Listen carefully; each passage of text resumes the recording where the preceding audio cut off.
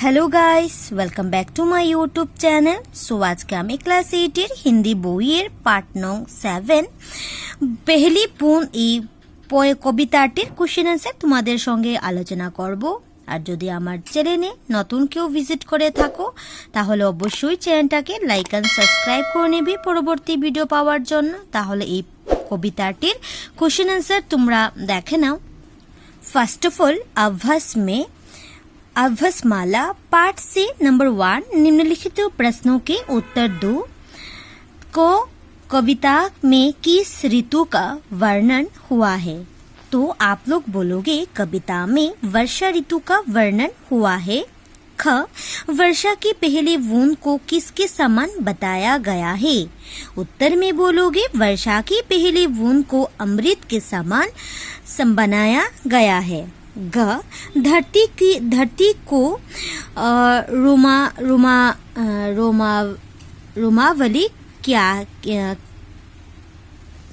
है? तो उत्तर में बोलोगे धरती की रोमावली है वर्षा की पहली बूंद जो गिरते हैं, धरती की पुलकित हो उठती है।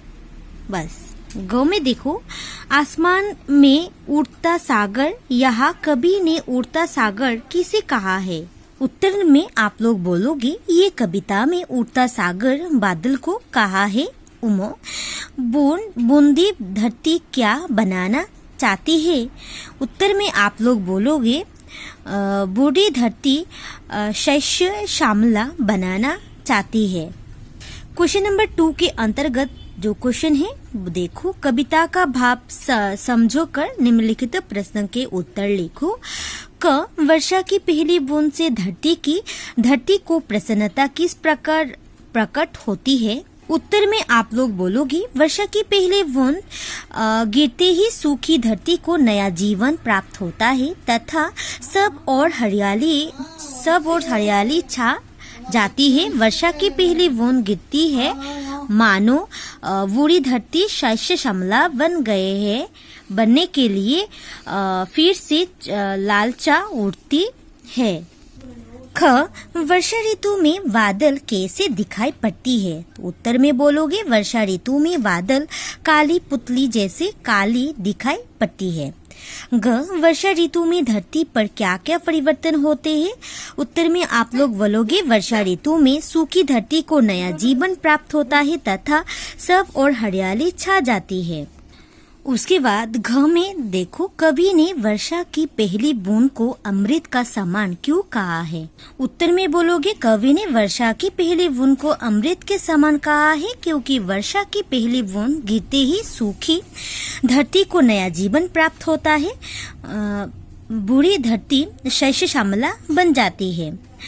उमो में बोलोगे आप लोग वर्षा ऋतु की सौंदर्य का आपने शब्दों में चित्रण करो। ताहले उत्तरे बोलबे तुमरा वर्षा ऋतु में पूरा वातावरण हरा भरा हो जाता है जो आँखों को सुकून पहुंचाता है। बारिश के पानी से पेड़ पौधे और घास बहुत हरे भरे सुंदर और आकर्षण दिखाई देते हैं। इस मौसम में हम ढेर सारे ताजे फलों का स्वाद लेते हैं। क्वेश्चन नंबर 3 कवि ने कविता में प्रकृति की वस्तुओं का मानवीकरण किया है और समझाओ और लिखो। तो बूंद हो जाएगा अमृत, जो बुक में दिया है वो सॉल्यूशन करके दिया है। अंबर हो जाएगा नीला नयन, बादल हो जाएगा काली पुतली एंड बूंद हो जाएगा पुल की मुस्काई, धूप हो जाएगी पुल की मुस्काई। उसके बाद नेक्स्ट देखो पाठ के आसपास। नंबर 1 भारत में कुल 6 ऋतु होते हैं, इनका नाम लिखो। इनसे तुम्हें सबसे प्यारा कौन सी ऋतु लगती है उसके बारे में 5 पंक्तियां लिखो। तो आप लोग बोलोगे उत्तर में भारत के 6 ऋतु के नाम है ग्रीष्म, वर्षा ऋतु, शरद ऋतु, हेमंत ऋतु, शीत ऋतु, वसंत ऋतु। उसके बाद बोलोगे मेरी सबसे प्रिय ऋतु है वर्षा ऋतु। वर्षा ऋतु के बारे में 5 पंक्तियां हैं। नंबर 1, वर्षा ऋतु में पूरा वातावरण हरा भरा हो जाता है। नंबर 2 में बोलोगे वर्षा ऋतु में हम सभी पके हुए आम के मजे लेते हैं। 3 में बोलोगे वर्षा ऋतु में पेड़ पौधे पर नया पत्तियां आती है। 4 में बोलोगे वर्षा ऋतु में और मेरे दोस्त छत पर जाकर वर्षा के पानी में खूब नाचते और गाते हैं। 5 में बोलोगे वर्षा ऋतु में नदियाँ तालाबों आदि पानी से भर जाता है। उसके नेक्स्ट क्वेश्चन यहाँ पे दिया गया है, वर्षा ऋतु में कम वर्षा होने पर क्या क्या लाभ और नुकसान होता है, इस तालिका में उल्लेख करो। तो यहाँ पे लाभ क्या क्या होगा लिखोगे और नुकसान क्या क्या है यहाँ पे लिखोगे। तो देख लो। तो लाभ के अंतर्गत आप लोग लिखोगे नंबर 1 पे संक्रामित बीमारियां जैसे डायरिया, टाइफाइड आदि कम फैलेगा। नंबर 2 में बोलेगा बाढ़ नहीं आएगी।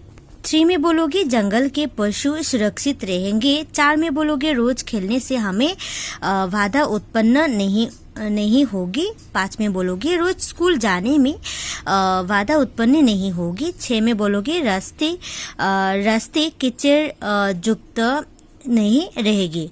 और आप लोग नुकसान में जो होता है ये सब बोलोगे। नंबर 1 पे दिया गया है नदी, नाला, तालाब आदि का जल रास्ते स्तर कम हो जाएगा। 2 में बोलोगे पेड़ पौधे सूख जाएंगे। 3 में बोलोगे फसलों का पैदावार कम होगी।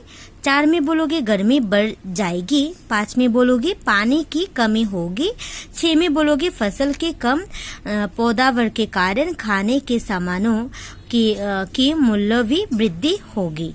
नेक्स्ट एक्टिविटी 3 में दिया गया है, आओ पढ़े समझे और लिखो। तो फर्स्ट ऑफ ऑल यहाँ पे दिया गया है आप लोगों को जो हवा की आवाज है सरसर, पानी की बरसात है झरझर। तो इसके अंतर्गत तो आप लोग भी तुम लिखोगे कि इसी तरह इनकी आवाज क्या है लिखो। तो नदी की आवाज क्या होगा ये सब लिखोगे। बिजली की आवाज और नगाड़ा की आवाज क्या होगा ये सब लिखोगे। तो देख लो। नदी की आवाज होगा कलकल, बिजली की आवाज होगा करकर, नागरा का आवाज होगा डम डम। उसके बाद नेक्स्ट देखो, भाषा अध्ययन के अंतर्गत यहाँ पे दिया गया है कि कविता के अनुस्वर यहाँ पे दिया गया है और अनुनासिक दिया गया है। तो इसके अंतर्गत तुम लोग कुछ शब्द लिखोगे। तो पहले दिया गया है अनुस्वर के अंदर दिया गया है अंकुर। अनुस्वर के अंदर लिखोगे अंकुर तो दिया गया है। उसके बाद लिखोगे संसार, संस्था। और अनुनासिक के अंतर्गत लिखोगे बूंद तो दिया गया है। उसके बाद लिखोगे अग्राई और ऋतुएं।